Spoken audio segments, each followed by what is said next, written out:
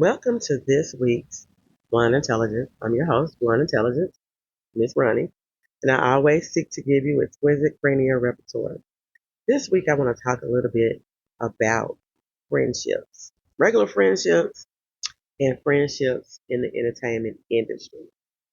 And what brought this about was um, I was listening to a review of Love and Hip Hop Atlanta, and somebody brought up an old clip of K. Michelle saying that Rashida is nobody's friend. And then the situation with her and Yandy and saying that her and Yandy wasn't friends. And I even think about when R. Kelly went through what he went through, how Jay-Z and Puff Daddy kind of like distanced themselves from him. And then Jay-Z saying that him and Puffy were never friends. They were just business acquaintances. So I was wondering about the types of friendships, archetypes in friendships. An archetype is a category that you can put a person or a person's actions in. So when you like, no, I ain't got no type, or I don't fool with that person because they the type of person that does X, Y, and Z. So I was wondering about archetypes for friends and even some of the red flags. And if you're in a toxic friendship, because it don't always have to be a toxic relationship, but friendships can indeed be categorized into archetypes, particularly within the entertainment industry, where relationships often serve specific purposes. So I could see on some of these shows where they get paid by how much airtime they get, where they may try to befriend a person and get to know them a little better so that they may can film together. So I kind of feel like that's an ulterior motive. And I do remember Rashida saying something about I've known her for over 15 years or something like that, or so for how many years, and she's only called me maybe 15 times out of my life or whatever, whatever, whatever. But, you know, if you're not moving in the same circles, that's one thing. She was in New York. You were in Atlanta. But then when she came to Atlanta, oh, well, I know her. We're going to be on this show together. I might want to get to know her. And so I think the issue that comes in with, especially with being friends with Rashida and the things that's being said, especially with people who are in the entertainment industry, is some of these relationships are one sided. I think that sometimes people do look for genuine relationships and the other person is only looking at what they can get out of that person.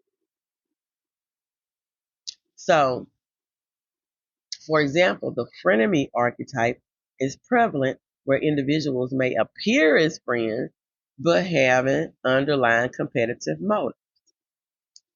Um, the relationship is marked by both public camaraderie and private rivalry.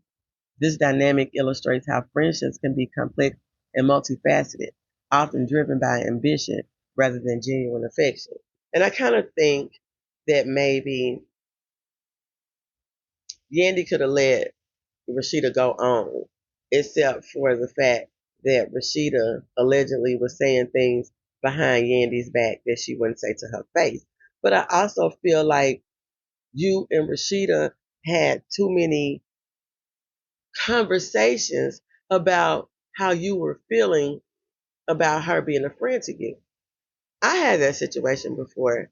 I had a friend and I would tell him all the time, to me, you're not a good friend because these are the things that I do for you, but you don't do that for me. Or if somebody is speaking negatively about me and I'm not there and you know that the shit is not true, you don't speak up and say anything. So I kind of feel what Yandy was saying about she said I had stank breath and smelled like a BBL or something like that.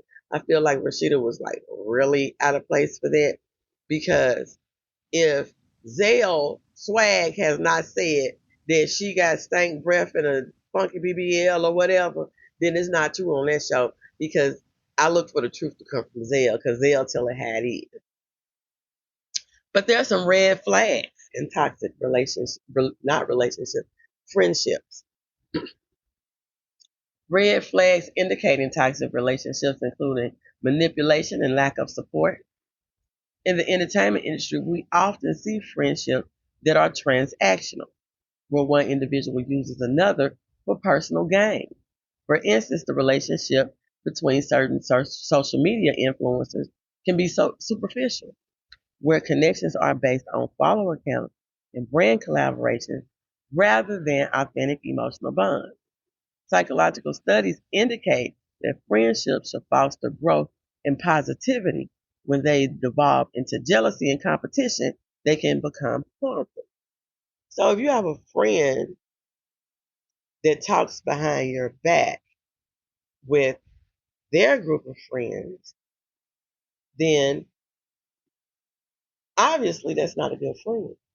But when they come back to you and smile all in your face and act like they didn't know what happened, such as how Rashida done when the girls were coming to confront Mendices, I don't even feel like that was a confrontation.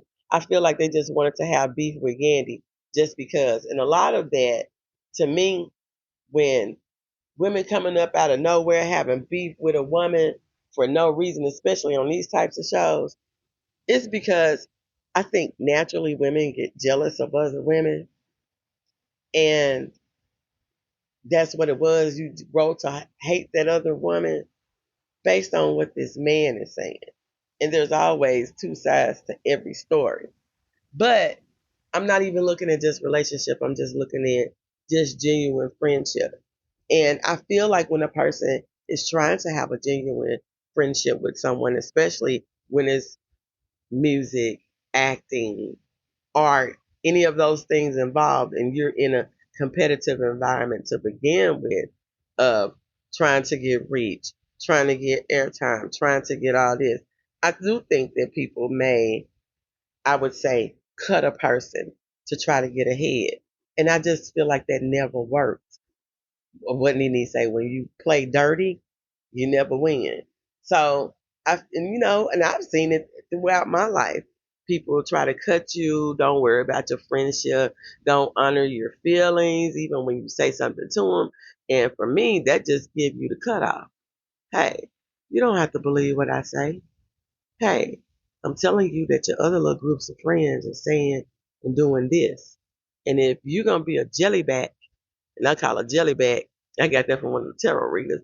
A jellyback is a person who don't have a spine, don't stand up for themselves, will not stand up for others, will know that they're being mistreated and just sit back and let it happen. And those are toxic, toxic friendships. But toxic or jealous individuals with a friendship often exhibit behaviors that can be detrimental to the relationship.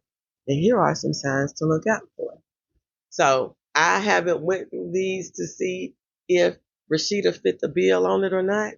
But let's just see when Jay-Z said he's not friends with Puffy, when Rashida says she's not real friends with Yandy.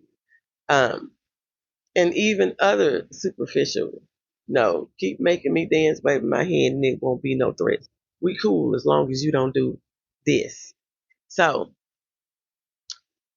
constant criticism. If you're around somebody, they may frequently criticize you, whether it's about your behavior, your appearance, or your performance, making you feel like you're not good enough. So if you're in a friendship with somebody and they always have something to say and try to make you feel like you're not good enough or they're better than you, then you're probably in a toxic, jealous friendship. Jealousy. They may show you jealousy when you receive good news or when you have a positive experience, indicating that they are not happy with your success. So you can be like, hey, I posted this or this right here happened to me. Mm-hmm. If you have a friend that have a dry response, you may be in a toxic in jealous relationship. Oh, I keep saying relationship. Friendship, even though friendship is a relationship. Manipulative behavior. They may try to manipulate the situation to make you feel guilty or inferior, even if the situation is not your fault. I even call that playing the victim, manipulative behavior. Oh, this right here happened to me. Or they took money out of my pocket, and the reason why was because of this. Oh, it wasn't because you didn't stab him in the back 27,000 times. It was everything always somebody else's fault. Everything of why this didn't pan out or why this didn't make it is everybody else's fault. It's not, let me go back to the drawing board and see where I went wrong so I can strengthen this area of weakness. So, manipulative behavior. And a lot of manipulative behavior that I see is with Carly Red, in my opinion, because I feel like that Carly is not a good actress. Now, when she being messy and she laughing about it and all that, I think that's the real Carly. But I'm scared that I might be locked up because I broke in his house and I did this right here. Why are you breaking in people's houses? Hmm? In a relationship, for me, a person can show me that they don't want me, and I don't feel the same way no more. So if I did love you, the way you treat me, I make me not love you anymore. And that's where people come into the toxicity. But let's keep moving. Attention seeking. They may seek your attention by making themselves the victim or constantly pointing out their own achievements, making you feel less important. And as I said before, with the manipulative behavior, the victimization, always being a victim. And he talked to me like this, and I done won such and such and such and such, and I was signed here, and I was done it. And it's like, if you have accomplishment and people messing with you, you don't have to say anything. You let yourself shine without even saying a word. Then you have one-sided support. And I don't want to be picking on people from Love and Hip Hop, but that was a lot of what people were saying about Sierra, that she want people to come out and support her, but when it's time for her to go out and support other people, that she wouldn't be there. Now that was what KK said on the show. I do think that Sierra is a genuine friend to people, and she's been working on it, but I do think that she also looked down on people. With a one-sided support, they may give you all the support and attention while you are doing all the giving, creating an imbalance in the friendship. Recognizing these signs can help you identify and address toxic or jealous behavior within your friendship. If you notice these behaviors, it may be time to assess the friendship and consider ways to improve the dynamic. I know I had a friend one time, every time I did something, she wanted to do it too. And I was like, I got to be looking at this wrong because we so cool. I don't think that she would try to be in competition with me. Being young, first getting out into the world, you have to learn to budget. Now, as you get older and make more money, your budget gets a little bigger, and you decide, hey, my budget is bigger, but I'm going to cut costs to make my savings bigger. And I think that some people don't get to that. But the one side of support is, oh, I'm always going to your events. I'm always buying your merchandise. I'm always giving you a like, and I can't get you to do this. And I felt like I was in a lot of relationships with one side of support. When you needed something, you would call me. But when I needed something or needed you to show me genuine support, that it wasn't there. So don't be surprised when a person quit talking to you or don't have anything else to give you or they don't know you anymore. Then that person feelings is hurt. They become that victim. And I don't know why we used to do such and such. Well, let's think about the last interaction. Who's going to stay around to get kicked over and over again? Unless you are a jellyback. But Let me move back. While archetypes can help us understand friendship dynamics, it is critical to recognize the signs of toxicity, especially in environments like the entertainment industry, where authenticity is often compromised. Oh, if a person coming to you and constantly criticizing a person, and you just roll with what they say, and you never even think about what are the ulterior motives of this? What would this person gain by cutting this person right here? And if you're the person that's in the middle and you don't question it or do your own research, then you'll get taken advantage of every time. And I just think that with the Yandy situation, I feel like that she asked Rashida too many times, was she being loyal? How about you trust your own instinct? And if you have to question it, then you don't need to go in, hey, I just need to know this. Fall back and watch. And everything will reveal itself. So that's all I have to say for this week about having friendships, period. Can they fall into categories? And that friendships in the entertainment industry is different than friendships with regular people. Although they go through the same things, that if you have a friendship in the entertainment industry, you got to look at is there motives, or is there gain? What is it to being, that person wanting to be your friend?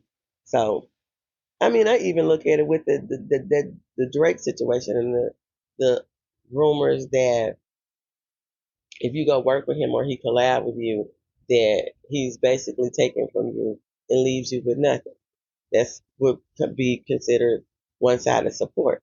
As long as I can take your style, as long as I can take your lyrics, then yeah, we cool. But once everybody know and you're dried up and I need to move on to the next, I may not be your friend again. So I just want people to look at motives. If somebody's always bringing you a bone, why are they bringing you a bone? Are you in a jealous friendship where a person always feel like they're competing with you, where they always have to get with the crowd to go against you? Are they really applauding you or are they laughing at you? And I just think that with Yandy having to question Rashida so many times, that she should have trusted herself and fell back. Because when K. Michelle saw that Rashida wasn't a friend to her, it wasn't that you was going to be frenemies.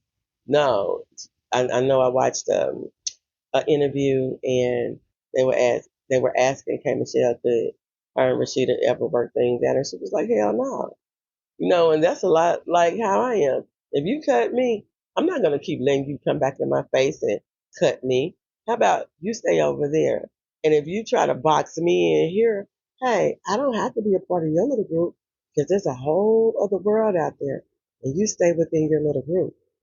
And I don't think that people understand that when they're trying to be manipulative in friendships. But I feel like that everything always come out in the wash. And even people digging up old social media stuff, going back, looking at things. Whatever the truth is going to come out. And I don't think that you have to worry about it. And as they say, true friendships stand the test of time.